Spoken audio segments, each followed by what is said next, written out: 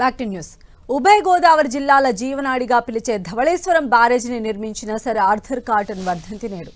173 ఏళ్ల చరిత్ర గల కాటన్ బ్యారేజ్ గోదావరి జిల్లాల వరప్రదాయనిగా నిలిచింది. అందుకే ఆర్థర్ కాటన్ను దేవుడితో సమానంగా చూస్తారు గోదావరి ప్రజలు. బ్యారేజ్ బలంగా ఉన్నా రైతులకు ఓ సమస్య వెంటాడుతోంది ఇప్పుడు. అదే ఇసుక మేటలు. ధవళేశ్వరం బ్యారేజ్లో భారీగా పేరుకుపోయిన ఇసుక మేటలతో రైతాంగానికి చివరి పొలాల వరకు నీరందని పరిస్థితి. ప్రస్తుతం బ్యారేజ్ వద్ద ఉన్న పరిస్థితి ఏంటి? మా ప్రతినిధి సతీష్ అందిస్తున్న గ్రౌండ్ రిపోర్ట్లో చూద్దాం. కొన్ని లక్షల కుటుంబాలకు జీవనాధారంగా ఉన్న ధవళేశ్వరం కాటన్ బ్యారేజ్ నిజంగా ప్రమాదంలోనే ఉందా? ధవళేశ్వరం కాటన్ బ్యారేజ్ వద్ద నీటి నిల్వల సామర్థ్యం తగ్గడానికి కారణం ఏమిటి? 175 సంవత్సరాల చరిత్ర కలిగిన ధవళేశ్వరం కాటన్ బ్యారేజ్ ప్రస్తుత పరిస్థితిపై 10 టీవీ ప్రత్యేక కథనం. రైస్ బౌల్ ఆఫ్ ఇండియా అనేలా గోదావరి జిల్లాలకు పేరుంది. గోదావరి నదిపై నిర్మించిన కాటన్ బ్యారేజ్ కొన్ని లక్షల ఎకరాలకు సాగునీటిని అందుబాటులోకి తెచ్చింది. తూర్పు గోదావరి జిల్లా ధవళేశ్వరం వద్ద కాటన్ బ్యారేజ్ నిర్మాణం 1847లో మొదలై 1852లో పూర్తయింది.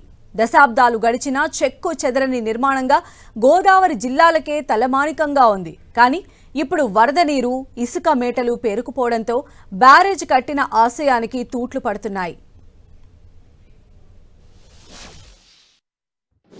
గోదావరి నదిపై ఒక ఆయకట్టును నిర్మించేందుకు 1847వ సంవత్సరంలో సర్ ఆర్థర్ కాటన్ శ్రీకారం చుట్టారు. తూర్పుగోదావరి జిల్లా ధవళేశ్వరం వద్ద బ్యారేజ్ నిర్మించడం ద్వారా సుమారుగా 10 లక్షల ఎకరాలకైతే సాగునీటి అందించే అవకాశం ఉందని చెప్పి సర్ ఆర్థర్ కాటన్ బ్యారేజ్ కట్టేందుకైతే మాత్రం శ్రీకారం చుట్టారు. 1847వ సంవత్సరంలో మొదలుపెట్టి 52వ సంవత్సరం అంటే సుమారుగా 5 సంవత్సరాల పాటు అయితే ఈ బ్యారేజ్ నిర్మాణాన్ని అయితే పూర్తి చేశారని చెప్పుకోవచ్చు.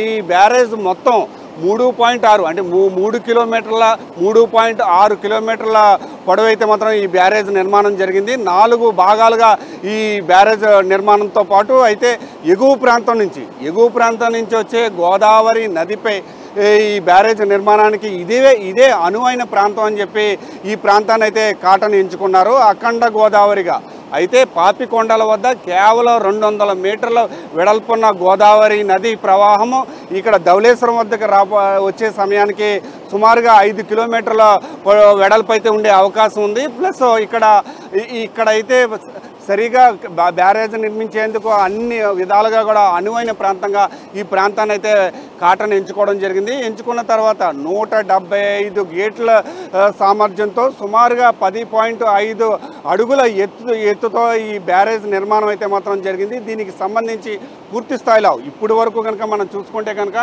175 సంవత్సరాల చరిత్ర కలిగిన కాటన్ బ్యారేజ్ నిర్మాణంతో ఇటు ఉభయ గోదావరి జిల్లాలో తూర్పుగోదావరి జిల్లా కావచ్చు, పశ్చిమ గోదావరి జిల్లా కావచ్చు, ఈ 2 జిల్లాలో కూడా ధాన్య భాండాగారంగా కూడా కేవలం ఈ బ్యారేజ్ వల్ల అయితే పిలువబడుతుంది. సుమారుగా 10 లక్షల ఎకరాల భూమి అయితే మాత్రం సాగు చేస్తున్నారని కూడా మనం చెప్పుకోవచ్చు. అయితే ఈ బ్యారేజ్ మీద ఆధారపడి కొన్ని లక్షల కుటుంబాలు ప్రత్యక్షంగా కావచ్చు, పరోక్షంగా కావచ్చు, దీని మీదే ఆధారపడి కూడా జీవనం సాగిస్తున్నారు. అయితే ప్రస్తుతం కాటన్ బ్యారేజ్ పరిస్థితి అయితే మాత్రం గడిచిన 12 సంవత్సరాల నుంచి కూడా దీనికి సంబంధించి అంటే ఈ బ్యారేజ్ నీటి నిల్వల సామర్థ్యం ఇది నిర్మించే సమయానికి 3 టీఎంసీలు ఉంటే ప్రస్తుతానికి మాత్రం కేవలం 2 టీఎంసీలకి నీటి నిల్వ సామర్థ్యం అయితే పడిపోయింది. ఆ సామర్థ్యం పడిపోవడానికి గల కారణం ఏంటంటే గడిచిన 12 సంవత్సరాల నుంచి కూడా బ్యారేజ్ పరిసర ప్రాంతంలో ఉన్న ఇసుక మేటలను తొలగించకపోవడం వల్ల నీటి సామర్థ్యం అయితే మాత్రం పడిపోయిందని చెప్పి రైతుల ఆవేదన అయితే చెందుతున్నారు. మరొక టీఎంసీ నీటి సామర్థ్యాన్ని కూడా ఉంటే కనుక కొన్ని వేల ఎకరాలకైతే మాత్రం సాగు చేసుకోవడానికి అవకాశం ఉంటుంది.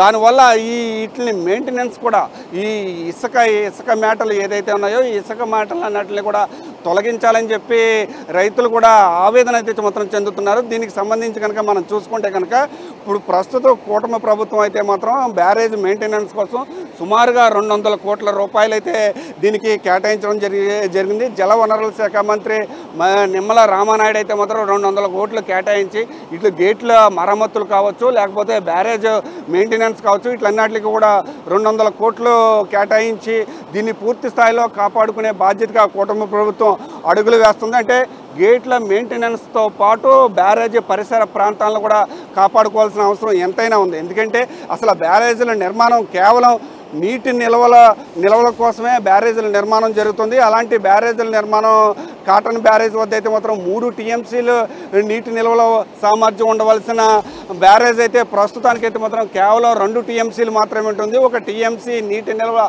సామర్థ్యం లేకుండా ఉండిపోవడానికి కారణం ఏంటంటే బ్యారేజ్ పరిసర ప్రాంతంలో ఉన్న ఇసుక మేటలే కారణం. ఈ ఇసుక మేటలను వెంటనే తొలగించి పూర్తి స్థాయిలో అంటే పూర్తిగా కూడా 3 టీఎంసీల సామర్థ్యాన్ని కూడా పెంచే విధంగా అధికారులు చర్యలు తీసుకోవాల్సిన అవసరం ఉంది. గడిచిన 12 సంవత్సరాల నుంచి కూడా ఏ ప్రభుత్వం కూడా అంటే ఇసుక మేటలను తొలగించే ప్రక్రియ అయితే మాత్రం చేయకపోవడం వల్ల నీటి సామర్థ్యం కూడా పడిపోయిన నేపథ్యంలో ఇటు కూటమి ప్రభుత్వం ఈ నీటి సామర్థ్యాన్ని పెంచేందుకు కూడా అడుగులు వేయవలసిన అవసరం ఎంతైనా ఉందని కూడా మనం చెప్పుకోవచ్చు. 175 గేట్లతో 10 మీటర్ల ఎత్తుతో నిర్మించిన కాటన్ బ్యారేజ్ నీటి నిల్వ సామర్థ్యం 2.9 టీఎంసీలు. కానీ ఇప్పుడు ఇసుక మేటలు పడి ఈ సామర్థ్యం 2 టీఎంసీలకే పడిపోయింది.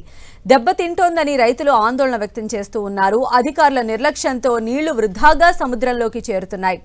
ఇసుక మేటల్ని తొలగిస్తే వేల ఎకరాలకు చివరి పంట పొలాల వరకు నీరు అందించవచ్చని రైతులు అంటున్నారు. ధవళేశ్వరం కాటన్ బ్యారేజ్ సామర్థ్యం 2.9 టీఎంసీలు అయితే ప్రస్తుతం మాత్రం 2 టీఎంసీలకు మాత్రమే నీటి నిల్వల సామర్థ్యం అయితే మాత్రం పరిమితం అయిపోయింది. ఈ చుట్టూ పెరిగిపోయిన ఇసుక మేటల కారణంగా నీటి నిల్వల సామర్థ్యం కొద్దిగా తగ్గుతూ వస్తుంది. అయితే ఈ ఇసుకను డ్రిడ్జింగ్ చేయడం ద్వారా తొలగించడం ద్వారా ఈ నీటి నిల్వల సామర్థ్యం పెంచుకునే అవకాశం కూడా ఉంది. ఈ నీటి నిల్వల సామర్థ్యం పెరగడం వల్ల కొన్ని వేల ఎకరాలకు సాగు చేసుకునే పరిస్థితి కూడా కనిపిస్తుంది. సర్దా అర్ధఘాటన్ గారు కట్టిన బ్యారేజ్ కట్టిన కాడి నుంచి కూడా ఎప్పుడు 3 టీఎంసీలు వాటర్ ఉండేదండి. ఈ వాటర్ ఎప్పుడు రైతులకి పూర్తిగా అందేది. ఇప్పుడు ఇసుక మేటలు వేయడం కారణంగా ఇప్పుడు కడపొలాలకు నీరంతం లేదు, ఇంకా డౌన్ పొజిషన్ లో ఉంది.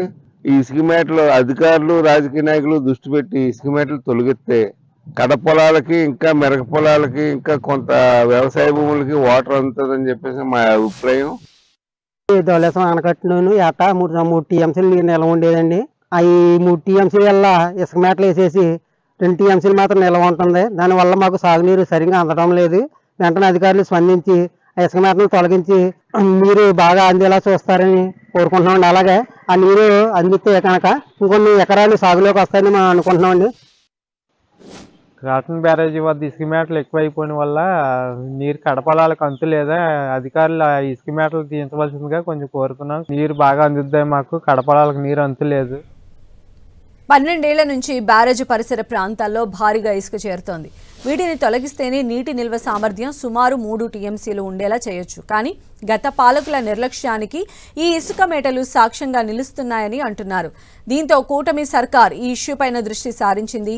జలవనరుల శాఖ మంత్రి నిమ్మల రామానాయుడు 200 కోట్ల రూపాయలతో ధవళేశ్వరం బ్యారేజ్ మెయింటెనెన్స్ కు కేటాయించేలా చొరవ తీసుకున్నారు. దీని మరింత ఆధునీకరించి ఇసుక మేటల్ని తొలగించే ప్రణాళికలు వేశారు. ధవళేశ్వరం కాటన్ బ్యారేజ్ నీటి నిల్వల సామర్థ్యం సుమారుగా 3 టీఎంసీలు అయితే గడిచిన కొన్ని సంవత్సరాల నుంచి కూడా బ్యారేజ్ పరిసర ప్రాంతంలో పేరుకుపోయిన ఇసుక మేటల కారణంగా ఆ సామర్థ్యం కేవలం 2 టీఎంసీలకే పరిమితమైంది. ఈ సామర్థ్యాన్ని పెంచుకోవడం ద్వారా ఇసుక మేటలను తొలగించడం ద్వారా కొన్ని వేల ఎకరాలకు సాగునీటిని ఇచ్చే కూటమి ప్రభుత్వం 200 కోట్ల రూపాయలతో ధవళేశ్వరం బ్యారేజ్ మెయింటెనెన్స్ కు కేటాయించేలా చొరవ తీసుకుంది. దీన్ని మరింత ఆధునీకరించి ఇసుక మేటల్ని తొలగించే ప్రణాళికలు చేశారు. అయితే అధికారులు ఈ పనిని వేగవంతం చేస్తే బ్యారేజ్ ప్రాంతం పరిశుభ్రంగా తయారవుతుంది, నీటి నిల్వ సామర్థ్యము పెరుగుతుందని అంటున్నారు స్థానికులు. కూటమి ప్రభుత్వం వెంటనే ధవళేశ్వరం కాటన్ బ్యారేజ్ పై ప్రత్యేకమైన దృష్టి పెట్టి పేరుకున్న ఇసుక మేటల్ని తొలగించాలని, దీనికోసం ప్రత్యేక చర్యలు తీసుకోవాలని కోరుతున్నారంతా. కూటమి ప్రభుత్వం ఏర్పడిన తర్వాత కాటన్ బ్యారేజ్ మెయింటెనెన్స్ కోసం గేట్ల మరమ్మతుల కోసం సుమారుగా 200 కోట్లు అయితే కేటాయించింది. దాంతోపాటు బ్యారేజ్ పరిసర ప్రాంతంలో ఉన్న ఇసుక మేటలను తొలగించేందుకు ప్రత్యేకమైన దృష్టి పెట్టవలసిన అవసరం ఎంతైనా ఉంది. ఈ ఇసుక మేటల కారణంగా బ్యారేజ్కి ప్రమాదకరం కానప్పటికీ కూడా నీటి నిల్వల సామర్థ్యం పెంచుకోవడం ద్వారా వేల ఎకరాలు సాగులోకి వచ్చే అవకాశం ఉంది.